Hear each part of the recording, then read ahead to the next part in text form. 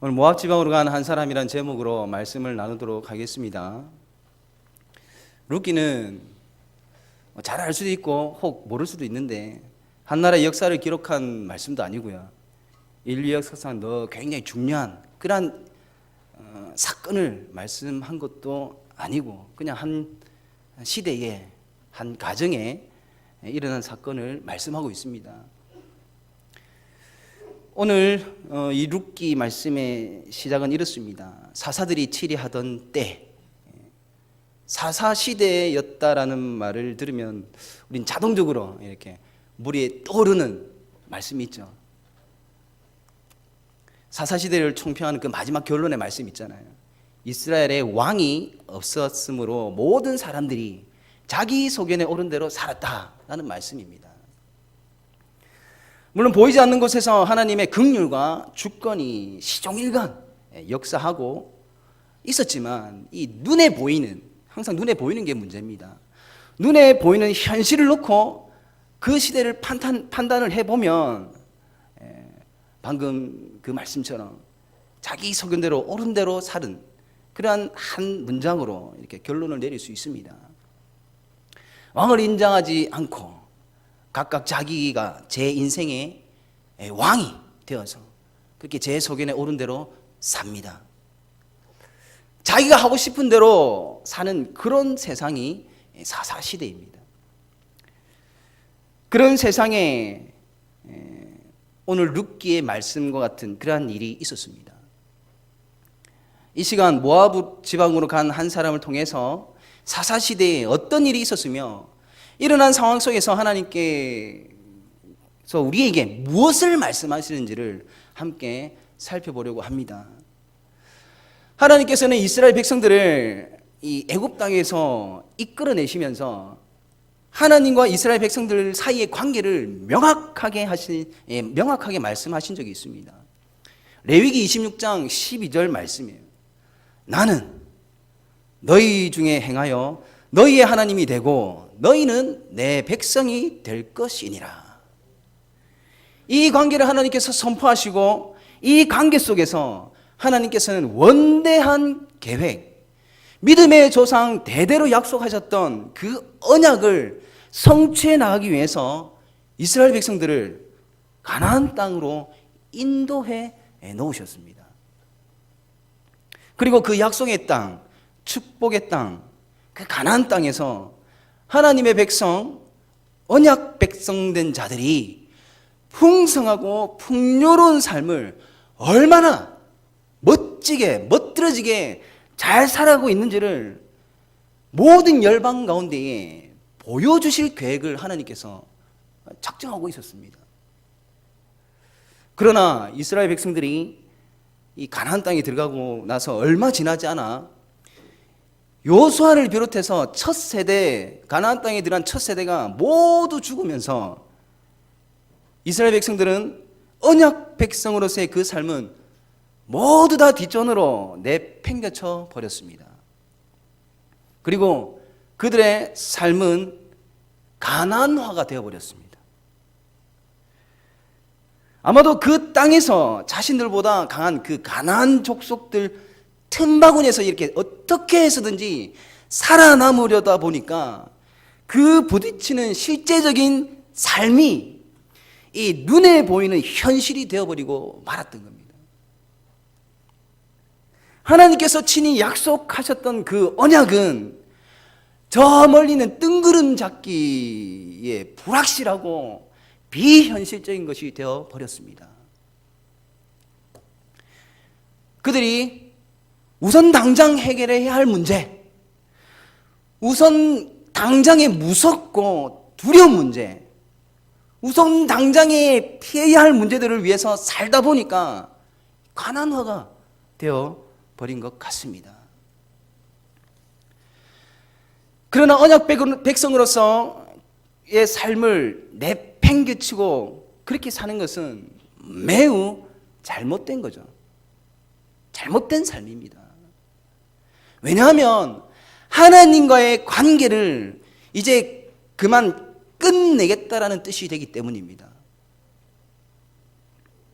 하나님과의 관계는 잊어버린 채 살아가던 이스라엘 백성들은 그렇게 가나안에 흡수가 되어 살아가면서 자기 소견에 오른 대로 그렇게 사는 나라를 만들어 버립니다. 사사기 21장 25절에 그때에 이스라엘의 왕이 없으므로 사람이 각기 자기의 소견에 오른 대로 행하였더라. 하나님께서 친히 왕이 되시고 왕이신 하나님의 통치를 받는 하나님 나라가 아닌 자기 소견대로 하는 나라를 만듭니다. 가나안 땅에 들어온 첫 세대들은 그들이 죽기 전에 여호와 하나님께서 우리가 가나안 땅에 들어오기까지 어떻게 우리의 왕이 되어 주셨고 어떻게 적들을 격파시켰는지를 또 어떻게 우리와 함께 하셨는지를 다음 세대에 끊임없이 물려주고 했어야 했는데, 그래서 다음 세대들이 여호와 하나님이 어떤 분이신지를 알고 이 눈에는 보이지 않지만 자신들을 통치하며 왕으로 함께 하시면서 나는 너희의 하나님이 되고 너희는 내 백성이 될 것이니라 하신 이 관계를 계속 지켜나갈 수 있도록, 그리고 이 관계를 소유할 수 있도록 해줬어야 했는데, 그런데 이 작업을 실패했습니다. 사사기 2장 10절에 이렇게 말씀합니다. 그 세대의 사람도 다 그 조상들에게로 돌아갔고 그 후에 일어난 다른 세대는 여호와를 알지 못하며 여호와께서 이스라엘을 위하여 행하신 일도 알지 못하였더라. 하나님을 알지 못함은 이내 하나님을 버리고 우상을 숭배하게 됩니다.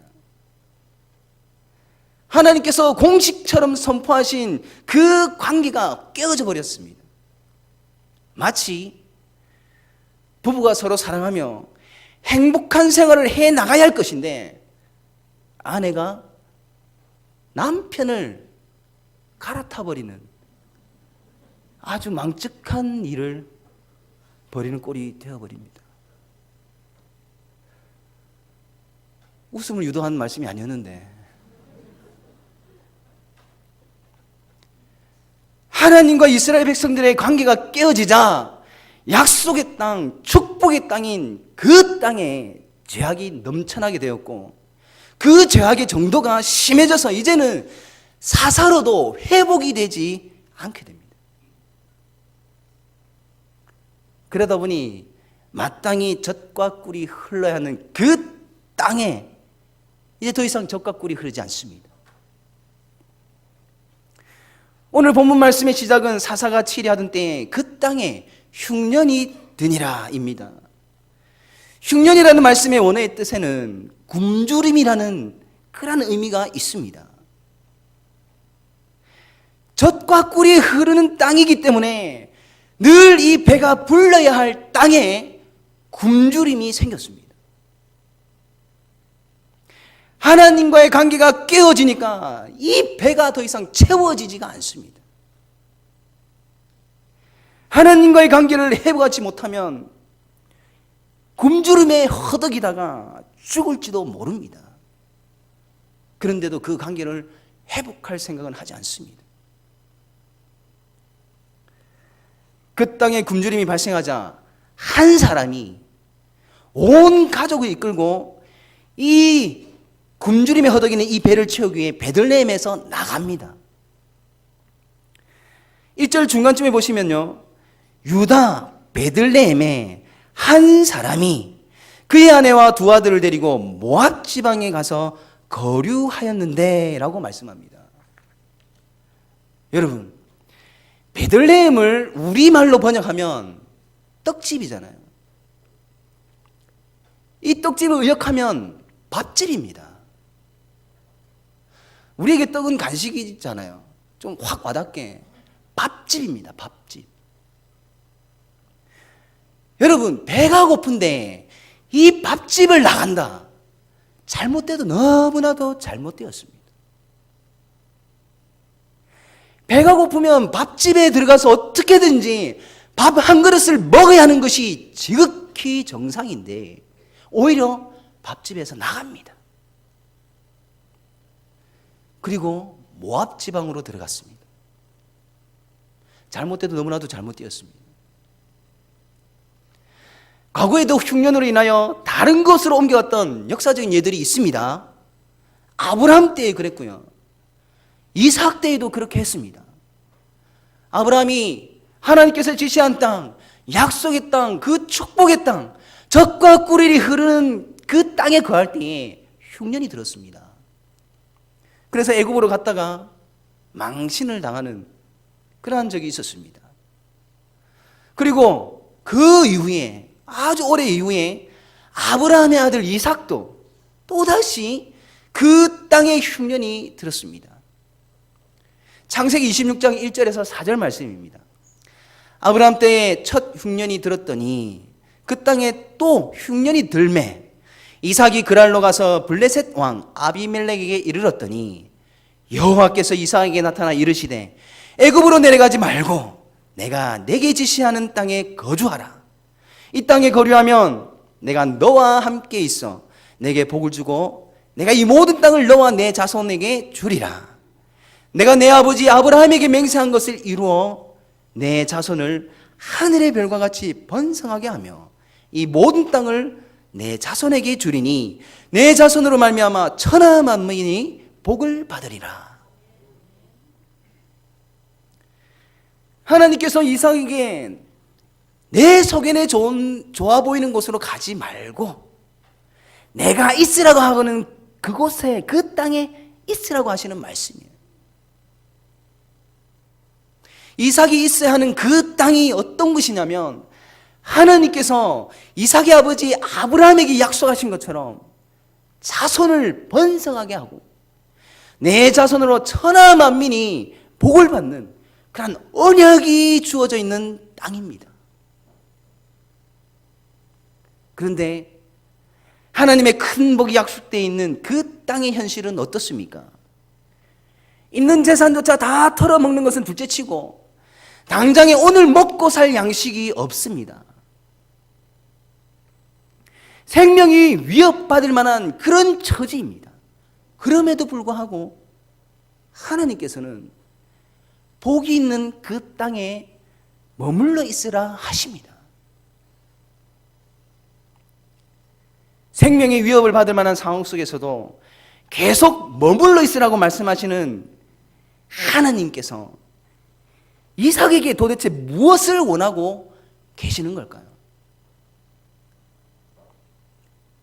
하나님께서 이삭에게 원하시는 것은 네가 나를 정말로 신뢰한다면 오늘 눈앞에 닥친, 눈앞에 보인 이 어려움을 해결하는데 급급해하지 말고 그 어려움을 짊어지라는 것입니다.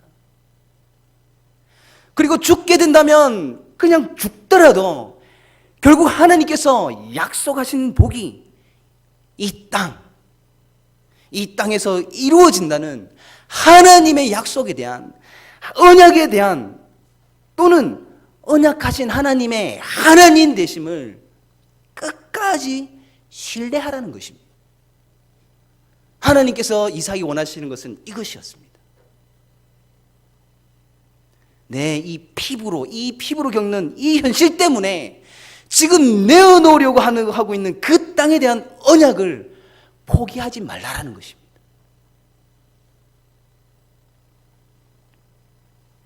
지금 오늘 본문에서 베들레헴의 한 사람이 그 땅에서 나와 모압으로 가고 있는 것을 보면서 이러한 행동이 이삭에게서 문제를 일으키고 있는 것과 동일한 문제가 있음을 다시 한번 우리에게 확인시켜주고 있습니다.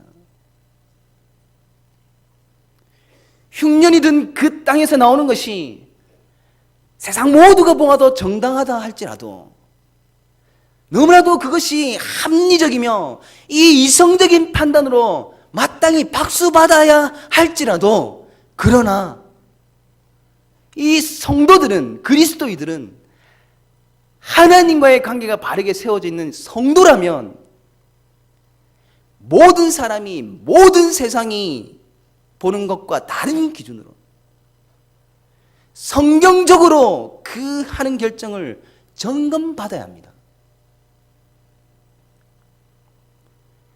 이런 맥락에서 볼 때 베들레헴에서 모압 지방으로 간 한 사람 엘리멜렉은 당시 사사들이 치리하던 때에 자기 소견에 오른 대로 사는 자입니다.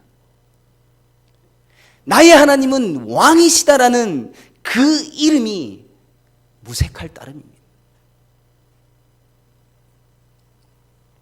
우리는 엘리멜렉이 모압 지방으로 간 이유가 또 다른 이유가 있습니다.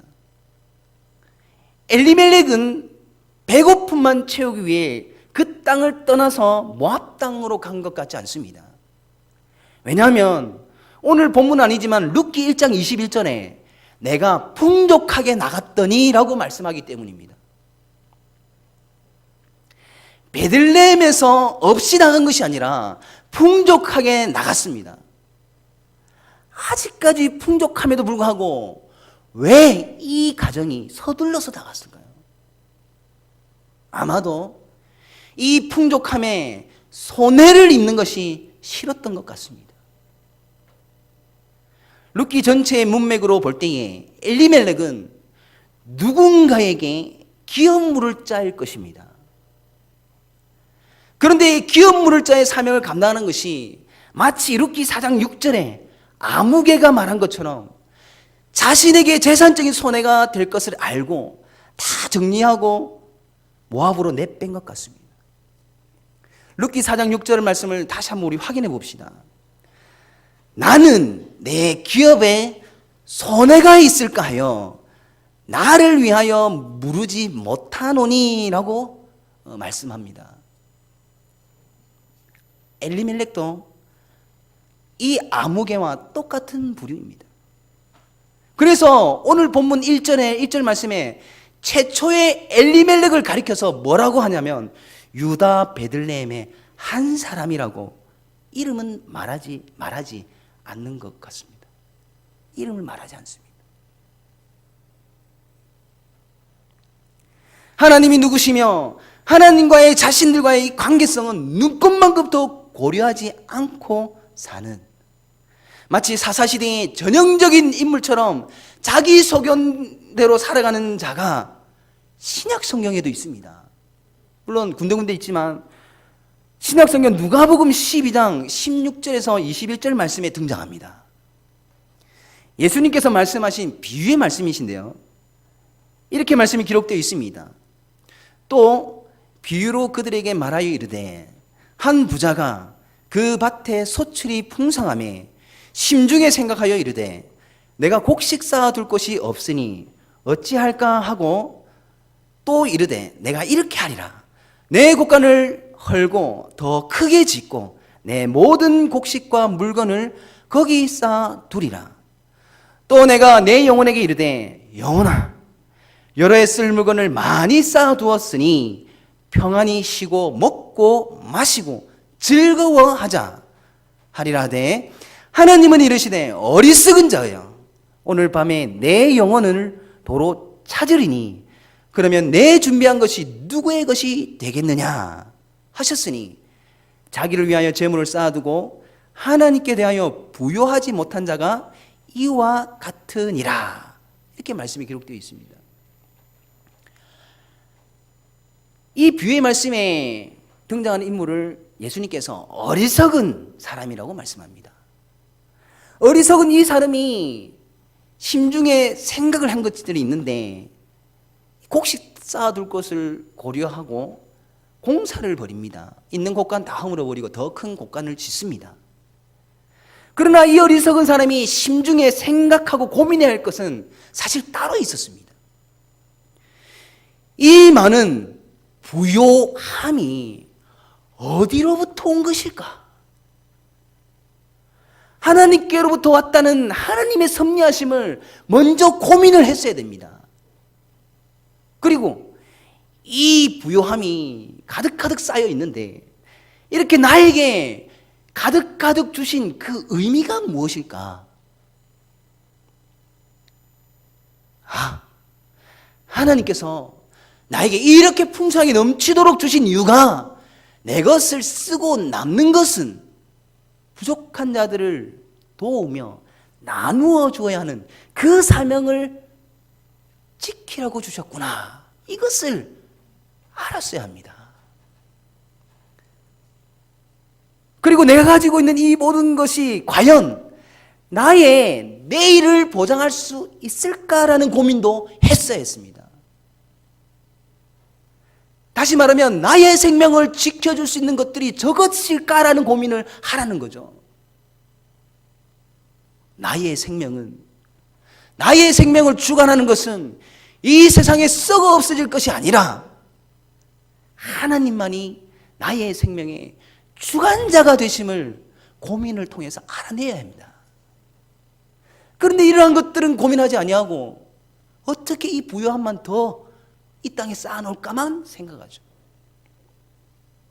그리고 이 비유의 말씀에서 무엇보다 주목해야 할 것은 예수님께서 비유의 말씀을 마무리하시면서 누가복음 12장 21절에 자기를 위하여 재물을 쌓아두고 하나님에 대하여 부요하지 못한 자가 이와 같으니라 라고 말씀하십니다. 이 어리석은 자와 같은 사람이 얼마든지 더 있을 수 있다라는 그 가능성을 말씀하고 계십니다. 이와 같은 어리석은 자가 이 한 사람뿐만 아니라 여럿 있을 수 있다라는 거예요. 자기의 인생에, 자기의 생각과 자기의 처신에 하나님이 요만큼도 끼어들 틈이 없는, 조금도 없는 자, 하나님과 관련된 모습은 조금도 찾아볼 수 없는 자, 하나님과 관계가 되는 연결고리가 단 한 개도 없는 자, 그래서 하나님에 대하여 부요하지 못한 자가 됩니다. 그리고 누가복음 12장 22, 23절에 예수님의 말씀처럼 이 어리석은 자는 자기 목숨을 위하여 무엇을 먹을까? 몸을 위하여 무엇을 입을까? 염려하면서 자기 소견에 오른 대로 살아가게 됩니다. 다시 룻기 본문으로 돌아와서 엘리멜렉이 양식 때문에, 굶주림 때문에 그 땅에서 나왔든지 아니면 손에만 대는 기업 물을 자가 되기 싫어서 그 땅에서 나왔든지 결국 이 두 경우 모두는 하나님의 약속, 하나님의 명령, 하나님과의 관계는 저 뒤로 한 채 자기 소견에 오른 대로 행하는 결정입니다. 그렇게 엘리멜렉은 자신이 최고의 결정을 했다라고 생각을 했을 텐데 그 결말은 너무나도 허무합니다. 모압 지방으로 이민 간 지 얼마 되지 않아 죽습니다. 엘리멜렉이 죽자 자연스럽게 성경은 엘리멜렉의 아내 나오미를 이제 주목하게 합니다. 남편을 먼저 이 세상을 떠나보낸 나오미는 모압 며느리들을 봅니다. 모압 며느리를 맞이하게 됩니다. 모압 사람에 대해서 하나님께서 경계하신 말씀이 분명히 있었습니다. 신명기 23장 3절에 암몬 사람과 모압 사람은 여호와의 총에 들어오지 못하리니 그들에게 속한 자는 10대뿐 아니라 영원히 여호와의 총에 들어오지 못하리라. 분명히 하나님께서 그렇게 말씀하셨습니다. 그런데도 나오미는 모압 며느리를 봅니다. 설상가상으로 이 결혼이 정상적인 결혼이 아닌 것 같습니다. 오늘 본문의 4절 말씀을 보시면 이렇게 말씀이 기록되어 있죠. 그들은 모압 여자 중에서 그들의 아내를 맞이하였는데 라고 말씀합니다. 아내를 맞이하다라는 이 원어가 사사기 21장 23절에서 똑같이 사용이 되었는데요. 그 말씀을 보시면 실로의 여자들이 춤을 추러 나오거든 너희는 포도원에서 나와서 실로의 딸 중에서 각각 하나를 붙들어 가지고 자기의 아내로 삼아 베냐민 땅으로 돌아가라. 이런 말씀이 있습니다. 당시에 우여곡절 끝에 베냐민이 비정상적인 방법으로 아내를 얻게 되는데 그때 사용한 원어와 오늘 본문에 있는 이 원어 사용이 같습니다.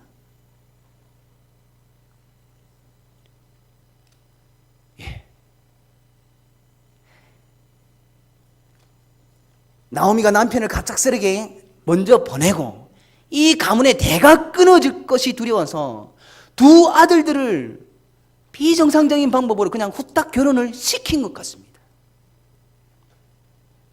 나오미는 어떻게 해서든지 유대인의 며느리를 맞아야 하는데 그러지 못했습니다. 이 또한 전형적인 자기 성현에 옳은 대로 내리는 결정입니다. 나오미의 현실적인 입장에서는 분명히 최선의 결정이었을 것이나 그 결과는 너무나도 허무합니다. 모압 며느리들을 통해서 대를 잇기는커녕 두 아들 모두 죽습니다. 여러분, 하나님과 관계가 깨어져 버려서 하나님과 분리가 되어버리면 죽는 것입니다. 이 원리는, 이 진리는 창세기 에덴 동산에서부터 동일하게 우리에게 말씀을 주십니다. 하나님과의 관계가 깨어졌습니다. 자기 소견에 옳은 대로 삽니다. 나의 하나님은 왕이라고 하면서도 자기가 왕인 양 자기 소견에 옳은 대로 삽니다. 결국은 죽습니다. 굶주림을 채울 수 있는 곳을 떠납니다. 진짜 참 양식이 있는 곳에서 나오고 나를 채워줄 것만 같은 곳으로, 나를 살려줄 것처럼 보이는 곳으로 갔습니다. 하지만 그 실상은 나를 더 굶주리게 하며 나를 더 가난하게 만드는 곳이었습니다. 그리고 결국 그곳은 나를 죽게 만드는 곳이 되었습니다. 사랑하는 성도 여러분, 자칫 잘못하면 우리가 베들레헴의 한 사람이 될 수 있습니다. 하나님과의 관계를 자주 점검해 보지 않으면 저와 여러분도 베들레헴에서 나와서 모압으로 가는 한 사람, 자기 소견대로 사는 그런 엘리멜렉이 될 수도 있습니다. 인간적으로, 합리적으로, 논리적으로 생각해 볼 때에 흉년이 들어서 죽게 될 것 같은 그 땅을 떠나서 살 수 있는 곳으로, 밥을 먹을 수 있는 만한 그러한 곳으로 가는 것은 지극히 당연하게 여겨질 수 있을지 모르겠지만, 그러나 성경적으로는 너무나도 잘못된 결정입니다. 내 소견에 좋은 대로 가는 것이 아니라 하나님께서 있으라 하신 그곳에 어쨌든지 머물러 있어야 됩니다. 엘리멜렉은 언약 백성답게 하나님의 약속이 있는 그 땅, 거기에서 하나님의 약속이 성취될 것이라는 그런 신앙 차원에서 당연한 현실들을 인내하며 극복했어야만 했습니다. 우리 또한 하나님의 언약을 가지고 사는 자들입니다. 이 시대의 풍조와 이 시대의 모든 사람들이 다 그렇게 하기 때문에 나도 당연히 그렇게 하는 것이 마땅하다 하면서 사는 것이 아니라 그들과는 다른 차원에서, 신앙의 차원에서 그 상황들 속에서 살아내야 합니다. 모압 지방으로 건너간 한 사람의 가문이 어떻게 되었습니까? 먼저 가장이 죽었고 두 아들도 죽었습니다. 성경은 오늘 본문의 결론을 다 죽고 그 여인은 두 아들과 남편의 뒤에 남았다라고 말씀하면서 결론을 짓습니다. 말씀 한 구절을 더 찾아보고 말씀을 마치려고 합니다. 고린도전서 15장 58절 말씀입니다. 그러므로 내 사랑하는 형제들아, 견실하며 흔들리지 말고 항상 주의 일에 더욱 힘쓰는 자들이 되라. 이는 너희 수고가 주 안에서 헛되지 않는 줄 알미라. 이렇게 말씀합니다. 고린도전서 15장은 처음부터 이 58절 말씀 앞까지는요, 부활에 대해서 계속 말씀하고 있습니다. 근데 마지막 결론 말씀을 이렇게 결론 짓고 있습니다. 무슨 말씀이냐면 열심히 살라라는 말씀이에요. 눈에 보이며 피부에 와닿는 세상과 그 현실 속에서 흔들리지 말고 성도로서 열심히 살라라는 말씀입니다. 부활을 보장받고 있는 성도로서 지금 현실에 힘을 다하여 목숨을 다하여 충실히 열심히 살아내라는 말씀입니다.